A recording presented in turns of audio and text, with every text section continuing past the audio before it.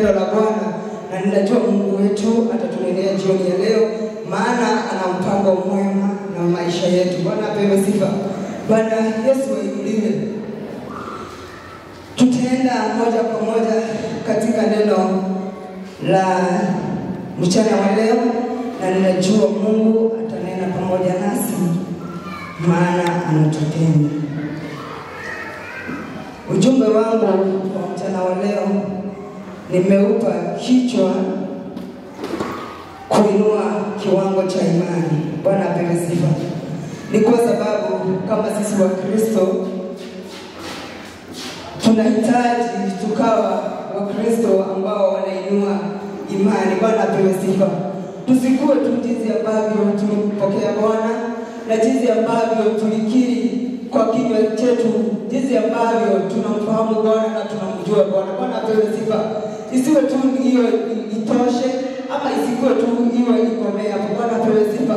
Lakini mchana wa leo Mungu anataka kutuambia kwamba tukaweze kuinua kiwango cha imani. Bwana apewe sifa.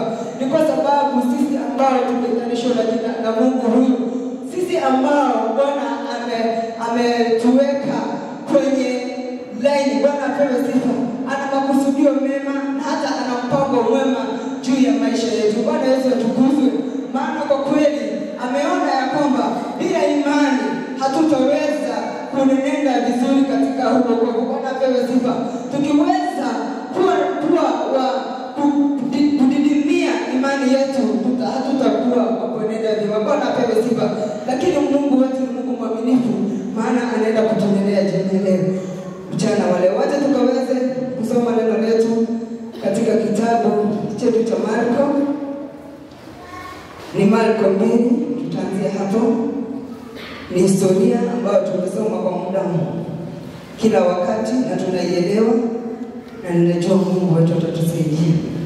Wacha tukaweze kusoma maandiko. Marko mtakatifu 2, na ndaanzia hapo moja.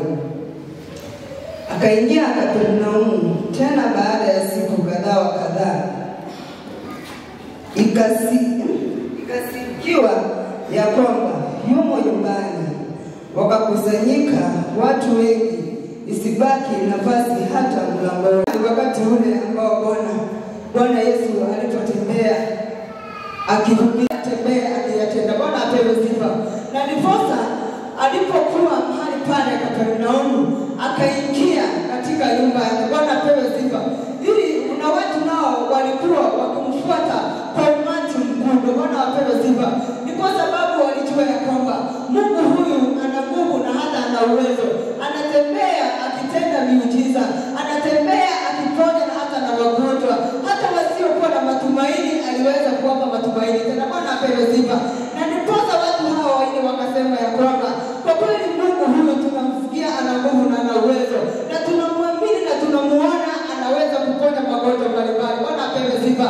Na ndiposa wakaweza kuchukua hatua ya imani, wakainua huyu mtu ambaye alikuwa amepooza.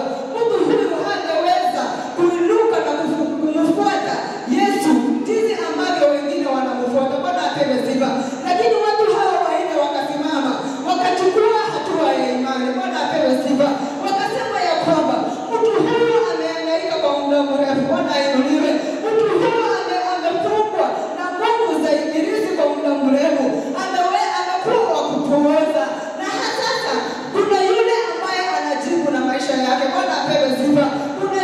Kuna mmoja ambaye ni Yesu Kristo, ambaye anatembea kule masinagogi, ambaye anatembea akifungua watu, ambaye anatembea akitenda mambo makuu ya ajabu. Lakini watu hao wengine wakaona ya kwamba mtu huyu hana nguvu, mtu huyu hataweza kumfikia Bwana. Bwana apewe sifa. Na wale watu wengine wakaweza kuchukua hatua ya imani, wakasema mchana wa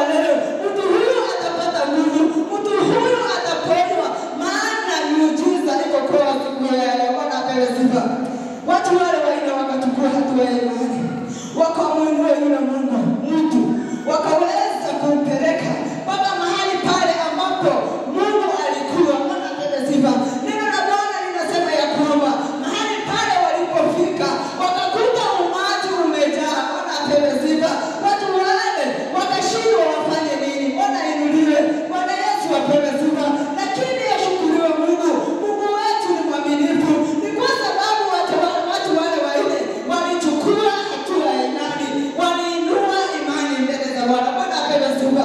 Wakasema siku hii ya leo mgonjwa huyo atapona, ataweza kuondolewa aibu hii ya kupooza. Bwana ainuliwe. Bwana Yesu apewe sifa. Walipofika pale wakapata kwa kweli umati umejaa mpaka mlangoni.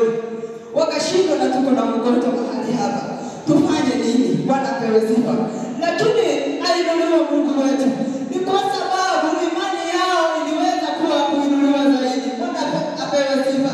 Imani yao iliweza kuinuliwa maradufu. Bwana apewe sifa. Wakasema ya kwamba licha hatuoni njia, licha hatuoni nafasi ya kuingia katika nyumba hii. Bwana apewe sifa. Wakachukua hatua ya imani. Bwana apewe sifa. Naona wakichukua aliyekuwa amepooza. Bwana Yesu ainuliwe. Na muona wakimwinua. Chukua hiyo picha ya mgonjwa ambaye hawezi jambo lolote, ambaye adui amemkabidhi na nguvu za magonjwa. Bwana apewe sifa. Chukua hiyo picha sasa. Wanamuinua. Wakajua sasa tutapanda juu na tutapata njia. Bwana Yesu ainuliwe. Naona wakichukua huyo mgonjwa, wakimwinua, wakampeleka hadi dalili. Bwana apewe sifa. Neno la Bwana linasema ya kwamba wakafuta mabati. Bwana apewe sifa. Kwa imani wakasema siku hii ya leo huyu mgonjwa mpaka apate uponyaji. Bwana Yesu ainuliwe. Wakakuja wakaniteremsha godoro. Bwana ainuliwe. Wakaniteremsha godoro. Na Mungu ni mwaminifu kwa sababu walipima penye Yesu Kristo walikuwa. Bwana ainuliwe. Bwana apewe sifa. Wakaniteremsha godoro mpaka penye Yesu walikuwa. Bwana apewe sifa. Neno la Bwana linasema Mungu ama Bwana Mungu hakuangalia mgonjwa huyu. Bwana ainuliwe. Mungu hakuangalia ugonjwa wa huyu mtu wa kupooza, jinsi ambavyo amepooza. Bwana Yesu atukuzwe. Bali Yesu aliangalia imani ya wale watu wanne waliokuwa nayo. Bwana apewe sifa. Bwana Yesu ainuliwe. Na kweli kupitia imani ya wale watu wanne, Bwana akasema kwa kweli hapana budi, hakuna jambo ambalo linaweza kuzuia ili mtu huyu kupata uponyaji. Bwana apewe sifa. Alipoangalia imani ya wale watu, Bwana akatenda jambo. Bwana ainuliwe. Bwana atukuzwe kanisa. Bwana akatenda jambo.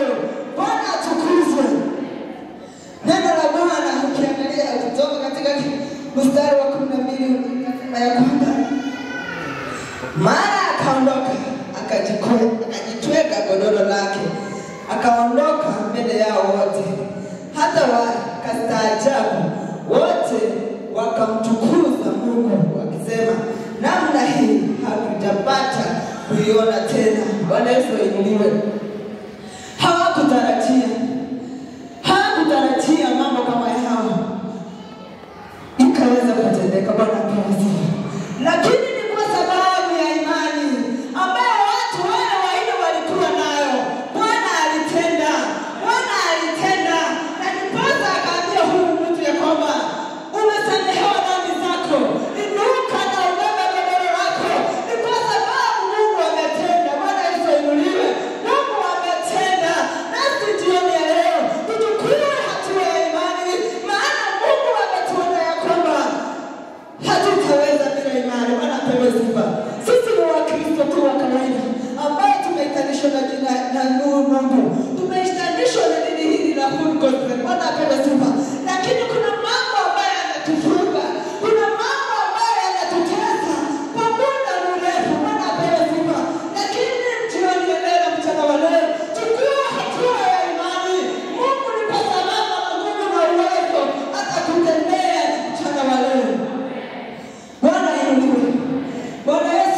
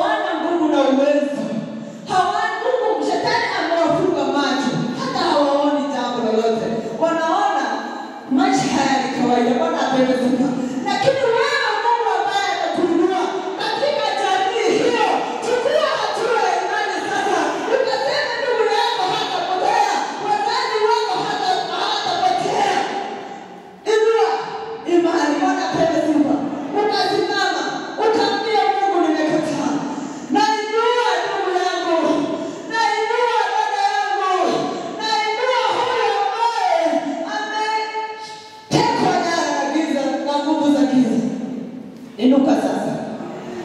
Kitu kibaya ambacho sisi tunafanya kama Wakristo, tumeokoka ndio, lakini tunajitanganya. Unapenda sifa. Shetani ni kwa sababu amejua mbinu ya kumweza Kristo. Tumekosa kuwa waaminifu mbele za Bwana. Tumekuwa kunenena njia ambazo hazistahili. Upendo hautaweza kuinua kiwango cha imani, ni kwa sababu ya kujichanganya. Wanapewa sifa. Tutengeneze njia zetu ili tukimuita Mungu anakuja anajibu maombi yetu. Ili tukiinua kiwango cha imani, Mungu anasema iko mtu. Wanapewa sifa. Anasema iko mtu ananihitaji. Wanapewa sifa. Na ninajua Mungu wetu ni mwaminifu, na Mungu wetu ni mzuri, atatusaidia. Maana hakuna aliye kama yeye. Wacha tusome neno lingine. Na najua Mungu wetu atatusaidia. Bwana inuliwe. Tuona mtu mwingine aliyetendewa miujiza kwa sababu ya kuinua imani. Ni Luka 8.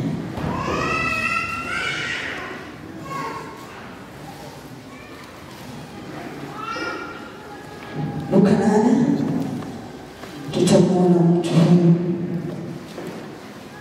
ambaye aliyeinua imani mbele za Bwana, naye Bwana akamtendea. Luka 8 tutaanza mstari wa 40. Basi Yesu aliporudi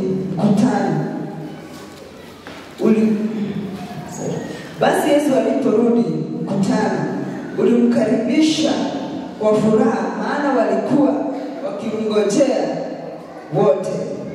Na tazama, mtu mmoja akaja, jina lake Jairo, naye ni mtu mkuu wa sinagogi. Akaanguka miguuni pa Yesu, akamsihi aingie nyumbani mwake, kwa kuwa binti yake yu katika kufa, ambaye ni mwana pekee. Umri wake amepata miaka 12. Na alipokuwa akienda, makutano walimsonga. Bwana apewe sifa. Hapa ni Yesu alipokuwa bado anaendelea na huduma yake. Bwana apewe sifa.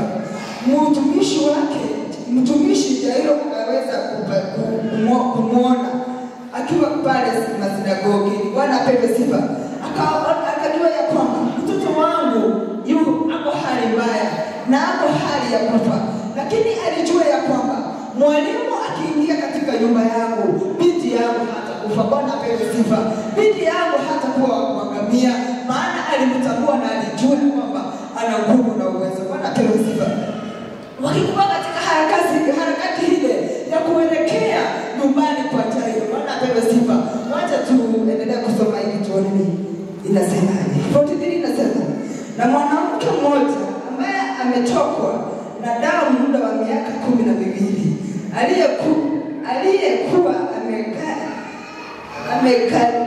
amegharimika mali zake zote kuwapa waganga asipate kuponywa na mtu yeyote, alikwenda nyuma yake akauguza upindo wa vazi lake, na mara hiyo kutoka damu kwake kulikoma. Yesu akasema, ni nani aliyenigusa? Basi watu wote walipokuwa watatufikisha. Bwana apewe sifa.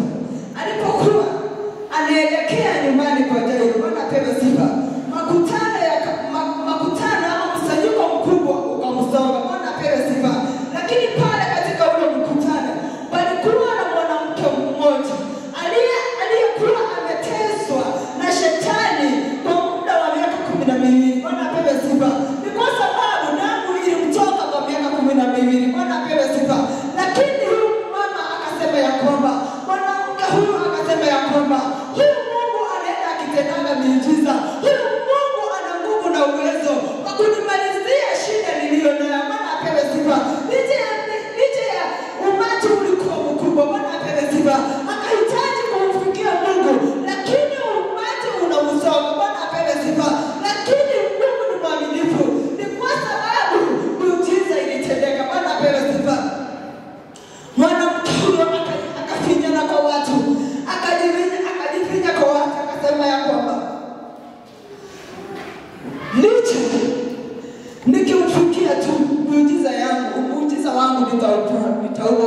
apewe sifa.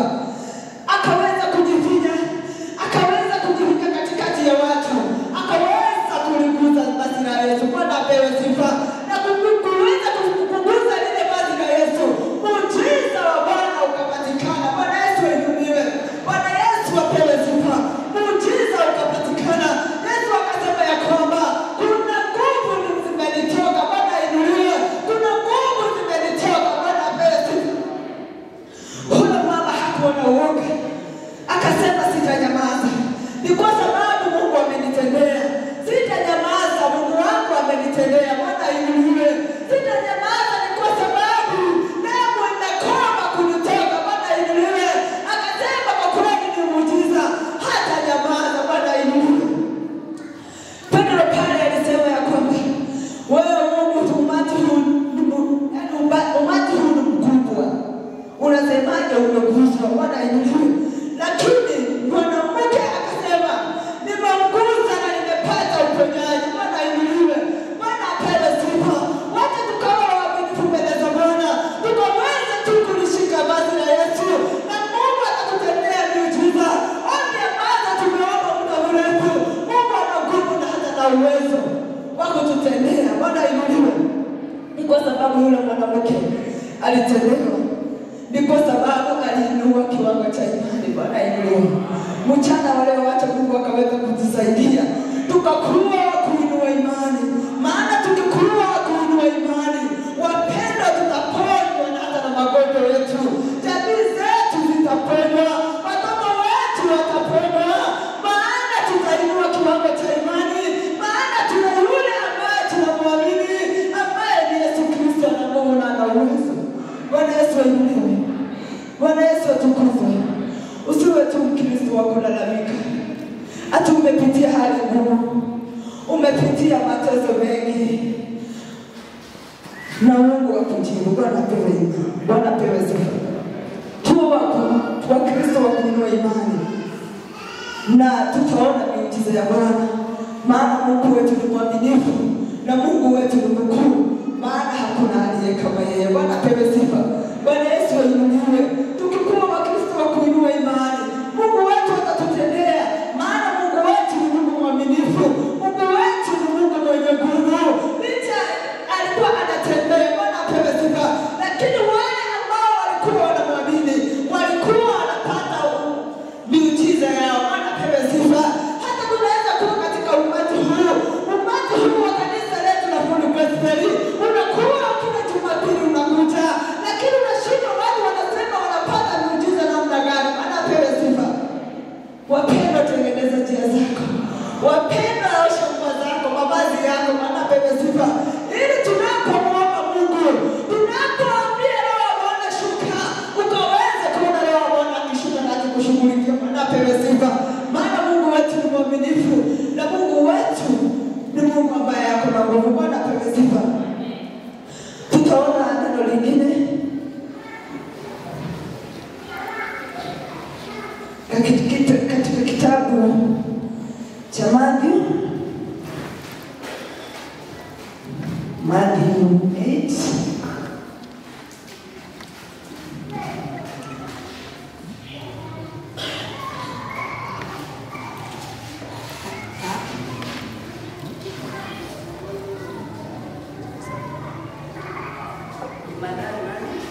Mstari wake 5 tutasoma hadi 10. Hata alipoingia Kapernaumu, akida mmoja alimjia, akamsihi akisema, Bwana, mtumishi wangu amelala nyumbani, mgonjwa wa kupooza, anaumwa sana. Yesu akamwambia, ninakuja nimponye. Yule akida akamjibu akasema, Bwana, mimi sistahili wewe uingie nchi ya dari yangu, lakini sema neno tu na mtumishi wangu atapona. Kwa maana nami ni mtu aliyewekwa chini ya mamlaka, mwenye askari chini yangu. Nikimwambia huyu kunenda, na huyo njoo huja, na mtumishi wangu fanya hivi kufanya. Yesu aliposikia hayo alistaajabu, akawaambia wale waliofuata, amini nawaambieni, sijaona imani kubwa namna hii kwa yeyote katika Israeli. Bwana Yesu inuliwe. Huyu ni akida. Bwana apewe sifa. Aliyemuona bosi wake amegonjeka kwa muda mrefu, naye amegonjeka ugonjwa wa kupooza. Bwana apewe sifa. Akaona haezi jambo lolote, lakini huyo akida akajua kuna Mungu ambaye ana nguvu na uwezo. Akajua ya kwamba akisema jambo moja tu na mkuu wangu ataweza kupokea uponyaji. Bwana apewe sifa. Akamsihi aende nyumbani mwake, lakini Bwana akamwambia tulia. Bwana apewe sifa. Lakini akaamini ya kwamba, akasema ya kwamba sema tu neno moja tu na ninajua mkuu wangu atapona. Bwana apewe sifa.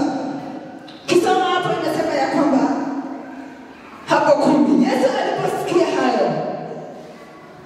Yesu aliposikia hayo alistaajabu, akawaambia wale waliofuata, amini nawaambia, sijaona imani kubwa namna hii kwa yoyote Israeli. Bwana apewe sifa. Kwa hivyo leo tukumwamini huyo Mungu tu. Ni kwa sababu yule akida kama hangeamini, mkuu wake hangepata uponyaji. Bwana apewe sifa. Haijalishi unapitia hali gani, haijalishi mambo gani yamekusonga. Bwana apewe sifa. Amini tu huyu Mungu. Ni kwa sababu Mungu wetu tu anahitaji imani ulionayo. Bwana apewe sifa. Akasema ya kwamba sijaona imani iliyoko na mtu huyu katika Israeli nzima. Bwana apewe sifa. Jioni ya leo sisi Mungu anasemaje kwako? Kwa kupitia mambo ambayo unapitia, kupitia mambo ambayo yanakusonga. Bwana apewe sifa. Mungu wetu akiwa tu mbinguni unamwamini. Mungu wetu akiwa tu mbinguni unamwamini mpendo ama ni kukomle. Bwana apewe sifa. Mungu wetu atusaidie, maana yeye ni Mungu mwaminifu. Ni kwa sababu pasipo imani wapendwa tutapelekwa miujiza hatutapokea. Bwana apewe sifa. Tukikosa kuinua imani, hiko miujiza hatutaipata. Bwana apewe sifa. Kwa hivyo Mungu wetu atusaidie na atutendee mema, maana yeye ni Mungu mwaminifu. Ukisoma katika kitabu cha Yakobo 2 mstari wake wa 26 inasema ya kwamba ati maana kama vile mwili pasipo roho umekufa, vivyo hivyo na imani pasipo matendo imekufa. Bwana apewe sifa. Bwana Yesu inuliwe. Imani pasipo matendo imekufa. Bwana apewe sifa. Tutakuaje na matendo? Tutakuaje na imani? Bwana apewe sifa. Imani ni kuchukua hatua, kama jinsi ambavyo tumechukua hatua mchana wa leo kwa kukuja katika nyumba yake ili tusikie kutoka kwake. Bwana apewe sifa.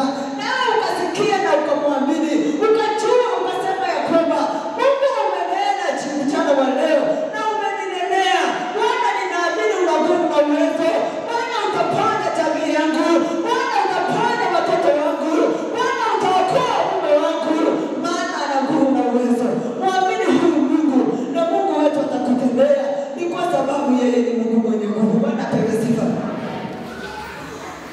Faida za kumwamini Mungu. Bwana Yesu inuliwe.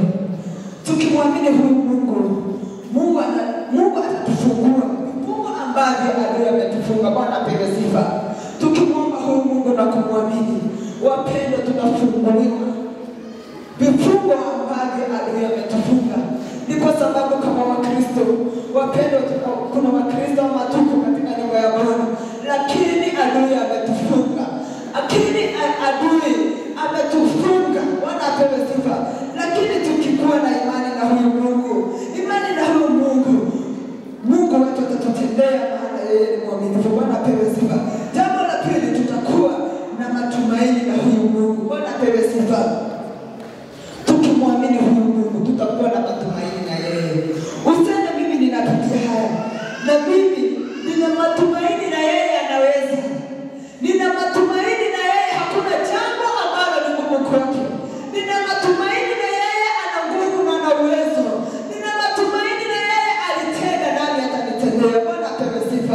hata tukitenda hivyo, tukikuwa na matumaini, Mungu atatutendea.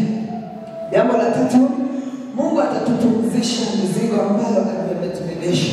Ni kwa sababu adui ametubebesha mizigo mingi, hata tukiwa katika nyumba ya Bwana. Bwana apewe sifa. Lakini tukiamini huyu Mungu wetu ana nguvu na ana uwezo, upendo wa Mungu atatupumzisha mizigo ambayo adui ametubebesha. Bwana apewe sifa. Jambo la nne, tutakuwa na ushindi na kuona na tutakuona wokovu wa Mungu. Bwana apewe sifa. Tukikuwa na imani kwa Mungu, tutakuwa na ushindi na kuona wokovu wa Mungu. Mungu wetu maana yeye ni Mungu mwaminifu. Bwana apewe sifa. Bwana yetu wewe, wacha tukasimama tuko kwa miguu yetu. Utaambia Bwana hauwezi bila yeye. Ukaambia Mungu hauwezi jambo lolote bila wewe, bila yeye. Akusaidie, akuongezee imani, maana ana nguvu na ana uwezo. Mungu wetu ana nguvu na ana uwezo. Inuka ukamwambia Bwana anastahili juu ya maisha yako.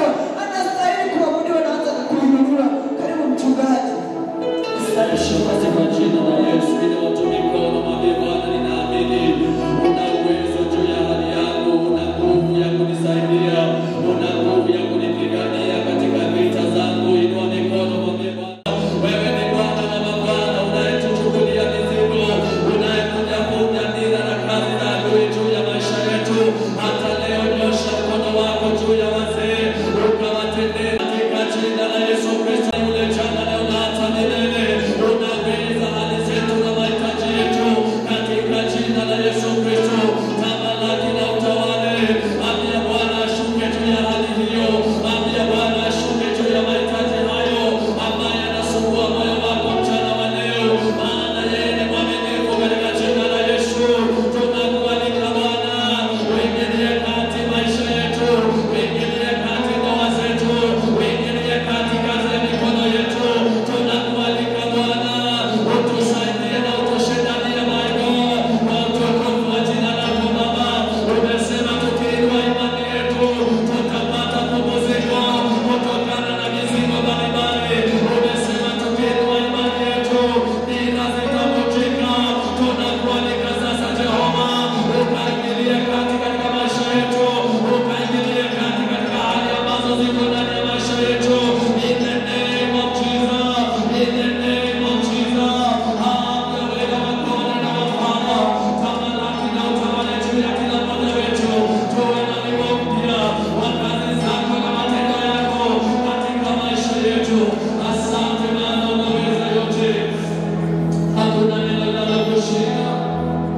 Hakuna neno lililogumu kwako Bwana. Wewe ni Mungu mkuu. Unaweza yasiyowezekana na wanadamu. Unafanya mambo ambayo hakuna mwingine awezaye kuyafanya Bwana. Tunakuamini.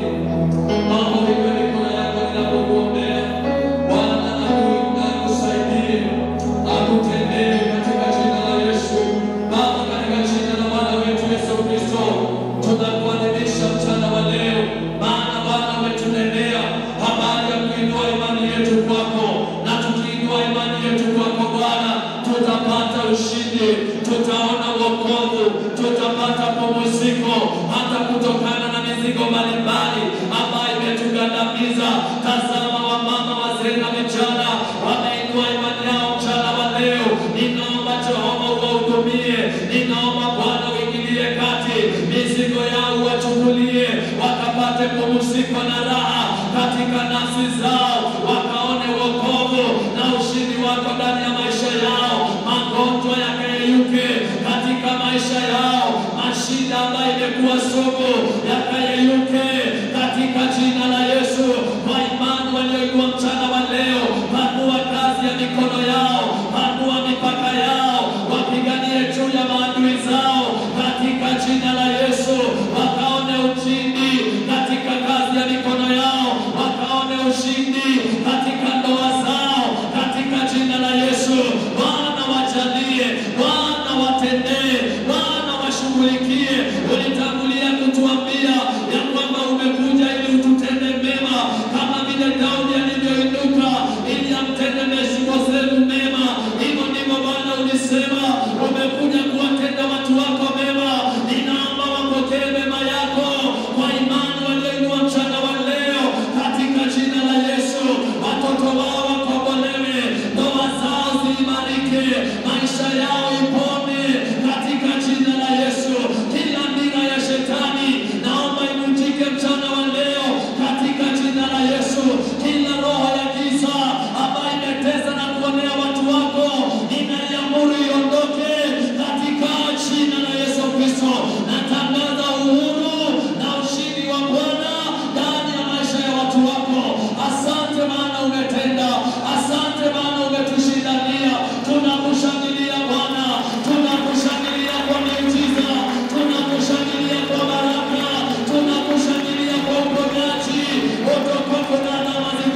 katika jina la Yesu Kristo tumeomba.